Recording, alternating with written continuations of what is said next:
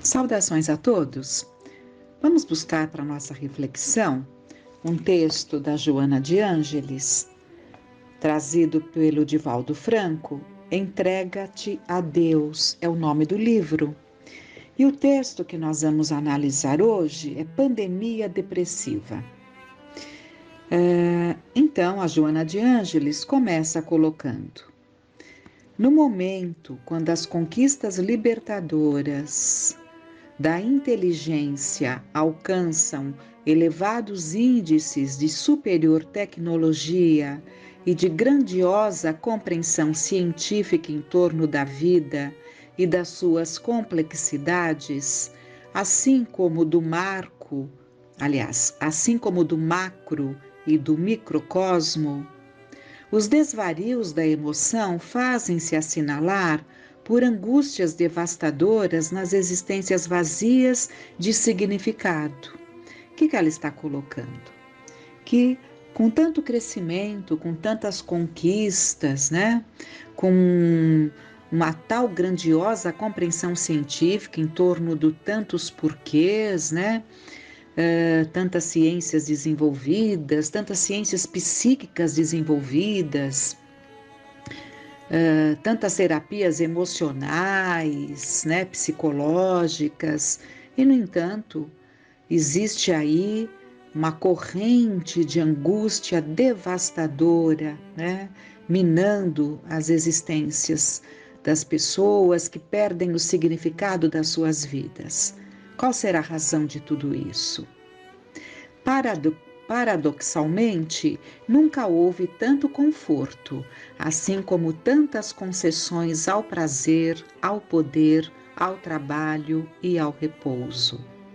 A alimentação bem balanceada, aos relacionamentos sexuais, às comunicações e recreação, apresentando-se simultaneamente aflições incontáveis, desaires graves, transtornos de comportamento, alienações mentais que se expressam de maneira sutil ou vigorosa, ceifando a alegria e o encantamento das criaturas humanas, Então, ao mesmo tempo que nunca tivemos tantas facilidades, tanto conforto, Aí até um ponto para pensarmos, como ela fala, tantas concessões ao prazer, ao poder, ao trabalho, ao repouso, tantas facilidades que temos hoje, tanto nos permitimos tanto hoje e ao mesmo tempo, nunca se houve tanto transtornos de comportamento, alienações mentais. Qual morbo invisível, uma onda volumosa de desespero silencioso em uns momentos e noutros gritante. Então, silencioso em uns momentos e noutros gritante, toma conta da sociedade terrestre. Então, uma onda de desespero,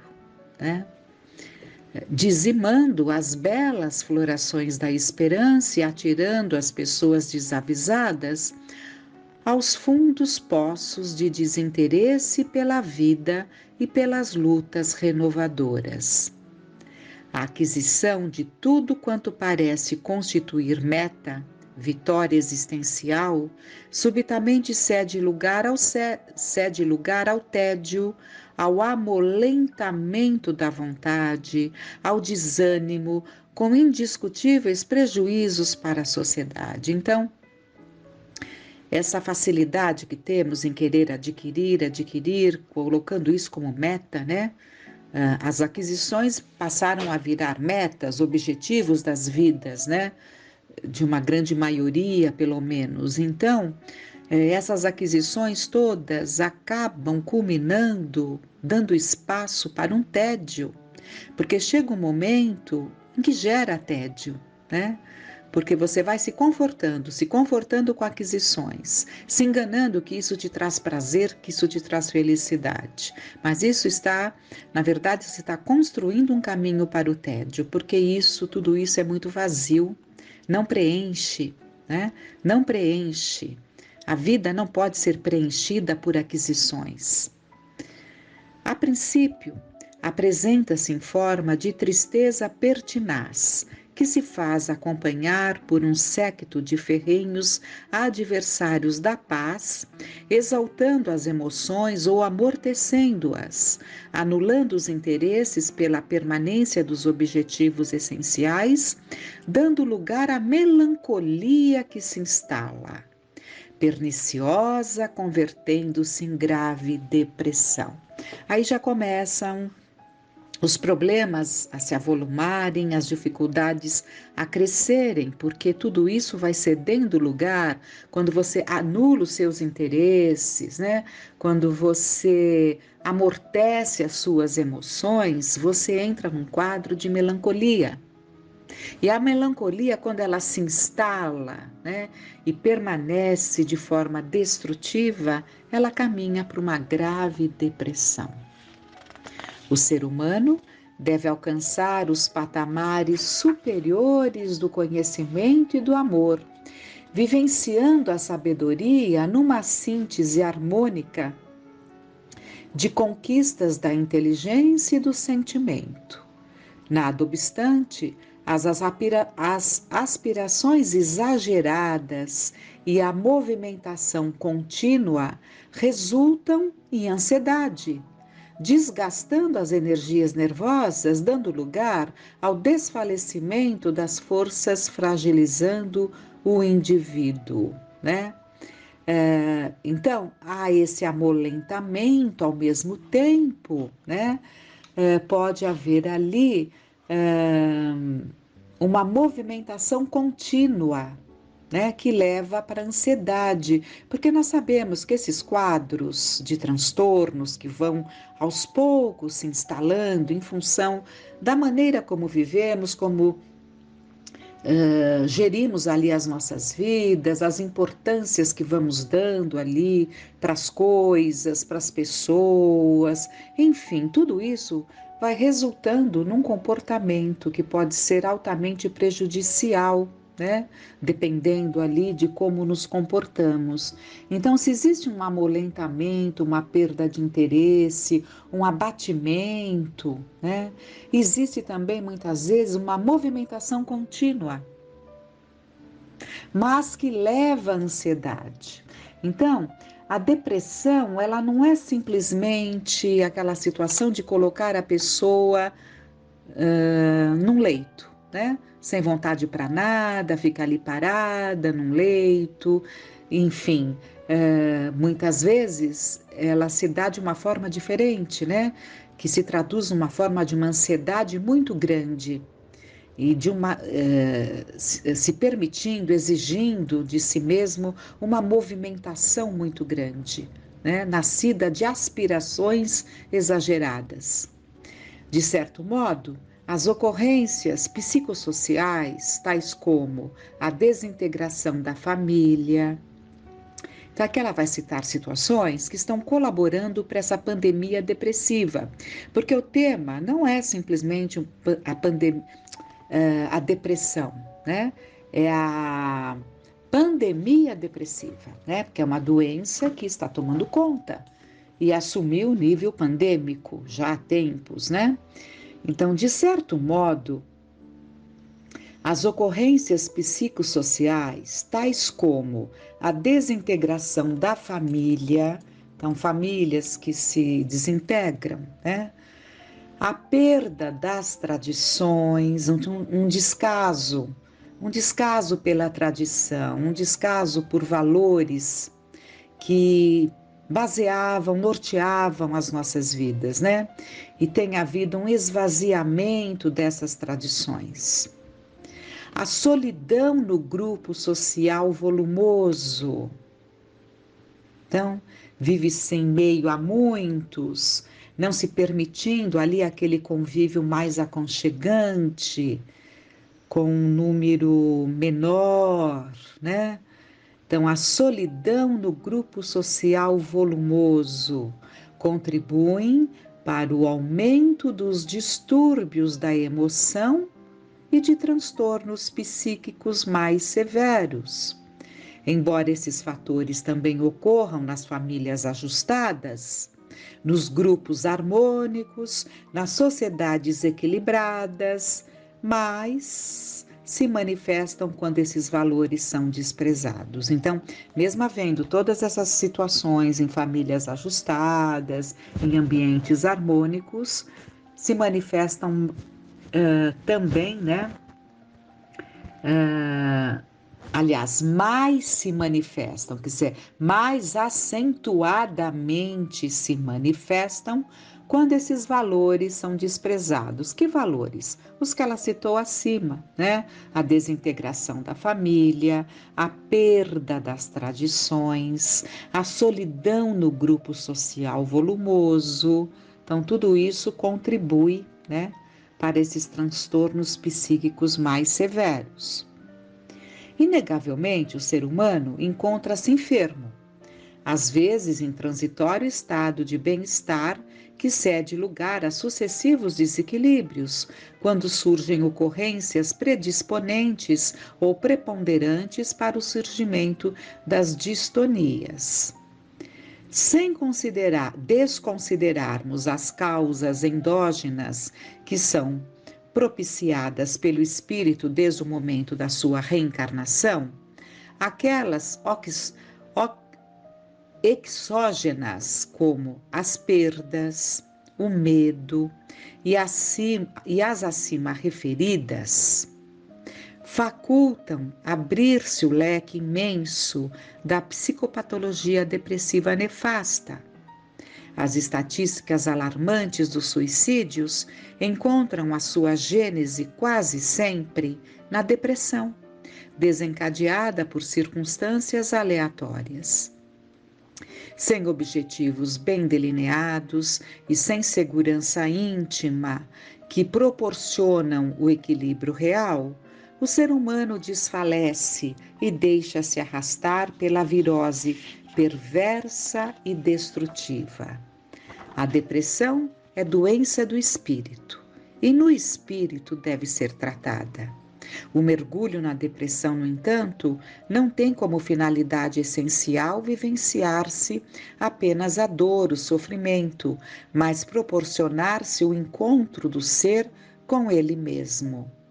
Depressão significa puxar para baixo, obrigando o espírito a refugiar-se nas reflexões internas, a refazer observações e percorrer novos caminhos. Então aqui já é um outro enfoque, né? Há até um espaço no texto, porque agora é um outro enfoque, o mergulho na depressão, porque há situações em que nós temos que nos fechar. Vivemos às vezes fases nas nossas vidas em que estamos nos preparando para mudanças, né? Mudanças íntimas, uma mudança numa maneira de ser, um passo a mais que daremos buscando um caminho. Tudo isso exige reflexão. Então isso é mergulhar-se em si mesmo, né? Então existe esse lado de que aquele que mergulha em si mesmo às vezes acaba entrando nesse processo de contrição, né? Contrição, nem sei se existe esse termo, mas esse processo íntimo, né? Como ela diz aqui, depressão é puxar para baixo. E continuando para nós entendermos, convidado o ser humano para as conquistas externas, quase todas as suas aspirações cingem-se ao ter, ao adquirir, ao aparecer. É neste momento que ocorre o fenômeno da melancolia, em razão do vazio que as conquistas externas, proporcionam ao seu interior. Então, aqui ela já está abordando essa parte da melancolia novamente, mas nesse parágrafo anterior, o que ela quis colocar é que refugiar-se nas reflexões íntimas e refazer observações, a percorrer novos caminhos. Então, quando nós nos percebermos assim, é preciso que mergulhemos em nós mesmos, para tomarmos essas atitudes que definirão nossas vidas de uma forma mais saudável. Todo aquele que tem um determinado ritmo de vida, depois ele descobre que tudo que ele tem adquirido, tudo que ele tem feito, né, os dias preenchidos com a sua vida ali normal, sem trabalhar o campo dos sentimentos, pode ser que ele chegue a um momento ali de depressão. Depressão por sentir que tudo aquilo não tem um sentido que ele pensou que tivesse. Que tudo que ele tem feito não lhe está preenchendo aquele vazio, que ele não consegue entender de que forma ele pode deixar de sentir esse vazio na alma. Esse tipo de mergulho íntimo é altamente importante, porque só aquele que chega lá no fundo do poço consegue emergir, né, desse sentimento, dessa solidão íntima e surgir, né, como se estivesse renascendo, dando um ritmo mais saudável, mais produtivo, mais significativo na sua vida. Ou seja, reconquistar o significado, ressignificar a sua existência, né? Todo aquele que atravessa essa fase natural da existência física, mantendo-se lúcido e resolvido a esquadrinhar o abismo das reflexões melancólicas, consegue superar as sombras densas e alcança a claridade do dia de paz e de alegria de viver. Aquela completa esse pensamento de que é importante, né? Todo aquele que consegue isso, ele mantendo-se lúcido e decidido, né? Ele consegue, né, clarear a sua existência. Depois ela vai falando, né, que infelizmente nos entregamos às queixas, à autocompaixão, né, acabamos aplicando o nosso tempo no pessimismo, e é importante, vamos ver a parte final que temos que adiantar um pouco para fecharmos com a parte final, né? Quando sintas, anteriormente ela coloca, né? Na raiz do transtorno depressivo está sempre ali uma psicogênese de natureza espiritual de caráter obsessivo, resultante da infeliz conduta anterior da atual vítima, razão pela qual as psicoterapias do amor, da prece, da caridade, da paciência e da resignação tornam-se indispensáveis. Quando sintas o desânimo agravar-se no teu currículo de ações, quando fores vítima de contínuos episódios de insônia, com pensamentos conflitivos, quando experimentes indiferença afetiva em relação às pessoas queridas, quando o mau humor em forma de distimia passe a caracterizar-te, quando a indisposição para qualquer atividade tornar-se frequente, quando a irritação ou o desejo do isolamento social comecem a dominar-te, tem cuidado, pois que estás em processo depressivo. Atenta para a renovação interior. Busca o auxílio espiritual e o especializado. Não te afastando do psicoterapeuta sublime, porque estás caminhando pela noite escura a que se refere São João da Cruz. Liberta-te da sombra morbosa e inunda-te da luz do sol da alegria, rumando na direção da saúde que te aguarda. Nasceste para conquistar o infinito, e isso depende exclusivamente de ti.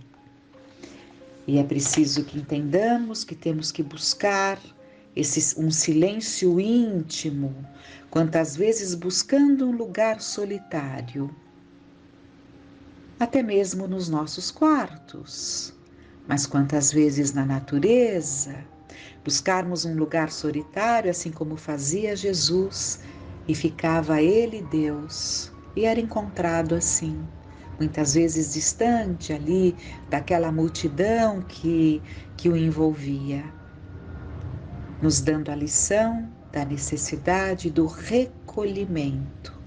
É preciso que busquemos momentos de recolhimento para conseguirmos sair desse recolhimento e viver então junto de todos aqueles que Deus coloca no nosso caminho, né?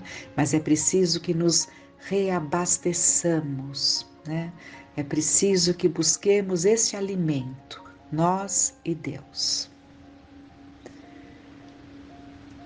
Reflitamos sobre todos esses pontos que ela nos traz. Com muita gratidão, que fiquemos em paz.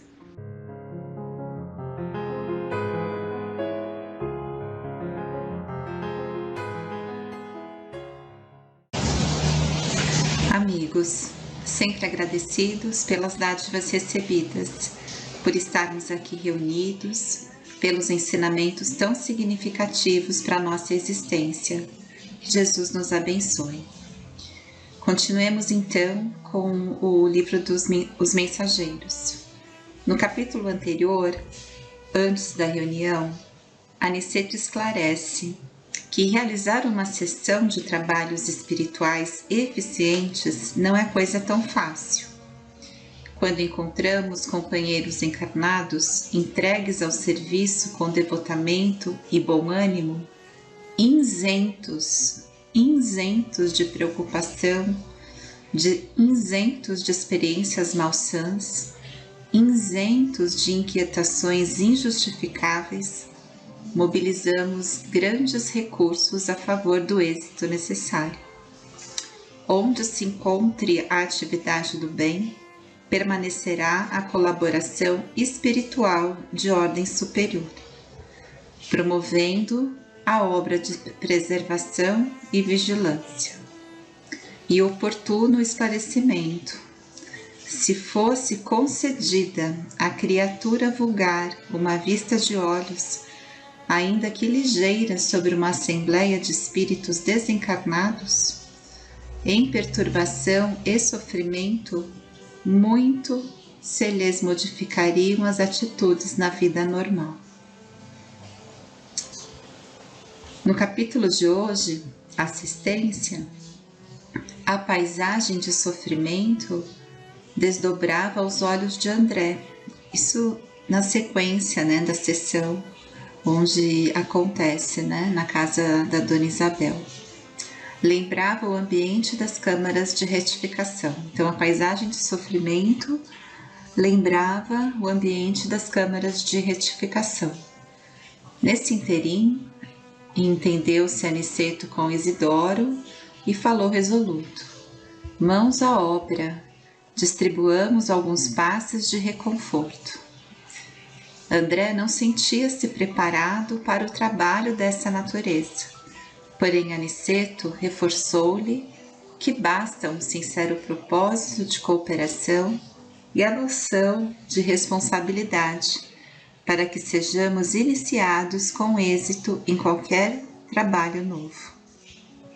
Então, o início de qualquer trabalho basta a nós o sincero propósito de cooperação e a noção de responsabilidade, André recordou Narcisa com essa fala de Aniceto, que permanecia em nosso lar e parecia ouvir-lhe a voz fraterna e carinhosa. E aqui ele repete as palavras dela, André, meu amigo, nunca te negues, quanto possível, a auxiliar os que sofrem. Ao pé dos enfermos, não ouvides que o melhor remédio é a renovação da esperança. Se encontrares os falidos e os derrotados da sorte, fala-lhes do divino ensejo do futuro. se fores procurado algum dia pelos espíritos desviados e criminosos, não profiras palavras de maldição. Anima, eleva, educa, desperta, sem ferir os que ainda dormem.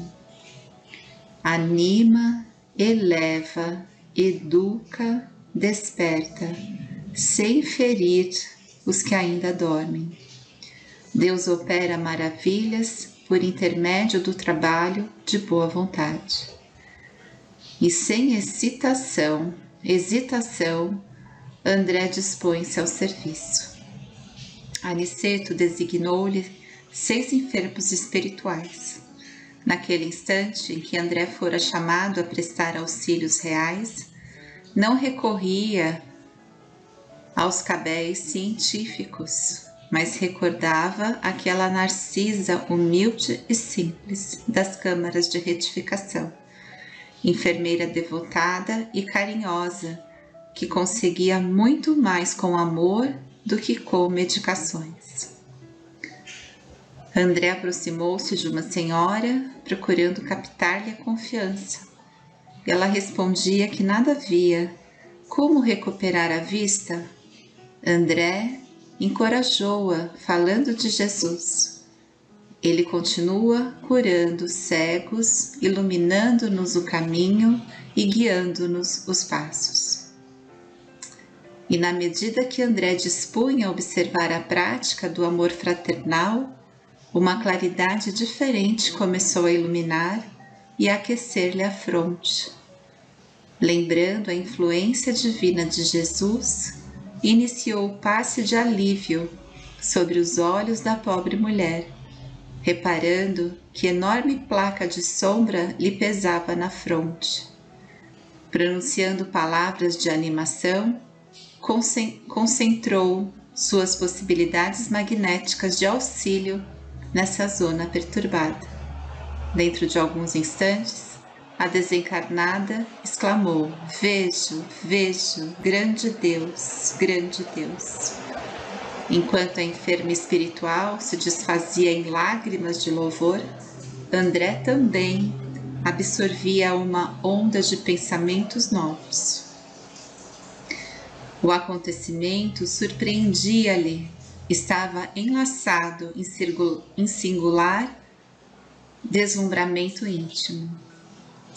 Aniceto chamou-o a si. André, a excessiva contemplação dos resultados pode prejudicar o trabalhador. Em ocasiões como esta, a vaidade costuma acordar dentro de nós, fazendo-nos esquecer o Senhor. Não ouvides que todo esforço procede dele, que é a luz de nossos corações. Somos seus instrumentos nas tarefas de amor.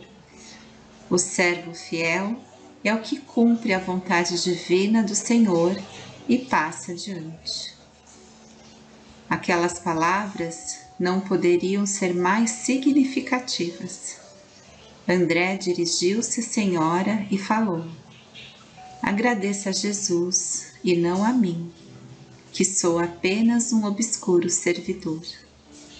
Novamente firme na compreensão do dever, André acercou-se do enfermo próximo. Tratava-se de um infeliz que falecera vitimado pelo câncer.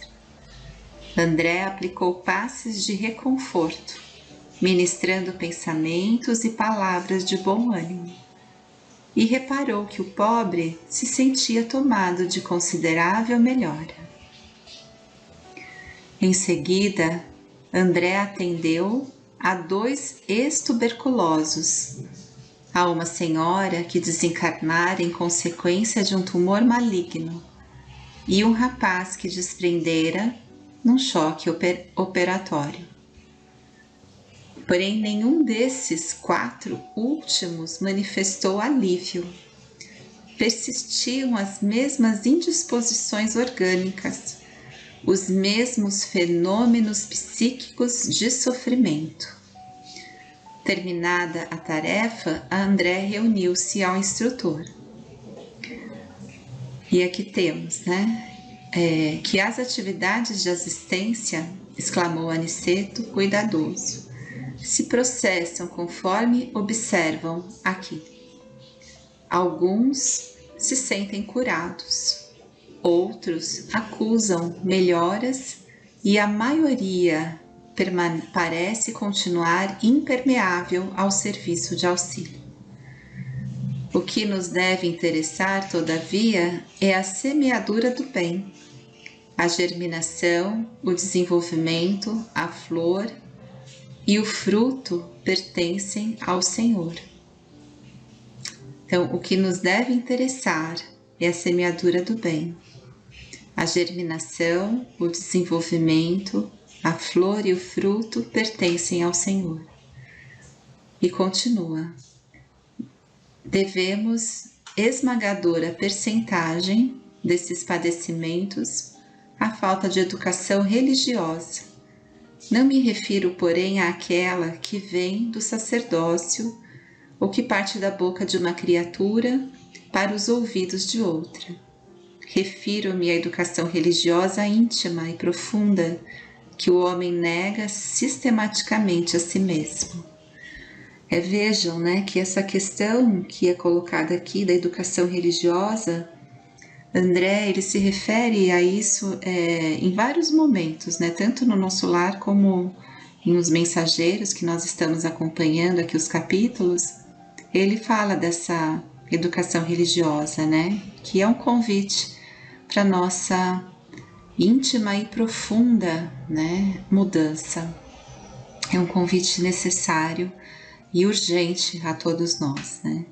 E um outro aspecto também muito importante do capítulo é que até então André demonstrava essa curiosidade natural, né, por conta do conhecimento científico que ele já traz e colocando em segundo lugar esse conhecimento, essa curiosidade e focando no amor, na assistência, né, nos bons pensamentos, se colocando mesmo como um instrumento a favor da espiritualidade maior, né, que intercede conforme as necessidades que se apresentem a esses sofredores, a nós todos, né, que também passamos pelas mesmas dificuldades e muitas vezes nem o reconhecemos, né, como sendo o que causa tanta dor a nós, né?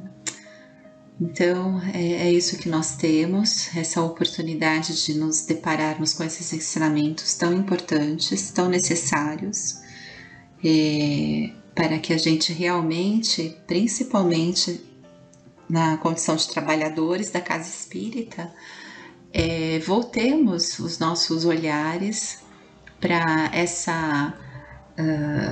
esse ambiente espiritual que nós não temos, não enxergamos com os olhos da carne, mas que ele está conosco, né? A gente compartilha com essas intenções, com esses interesses, né? Ora com a espiritualidade a serviço, né? Do bem maior, ora com esses sofredores, né? Porque trazemos também as mesmas dificuldades e assim prosseguimos na nossa caminhada evolutiva, né?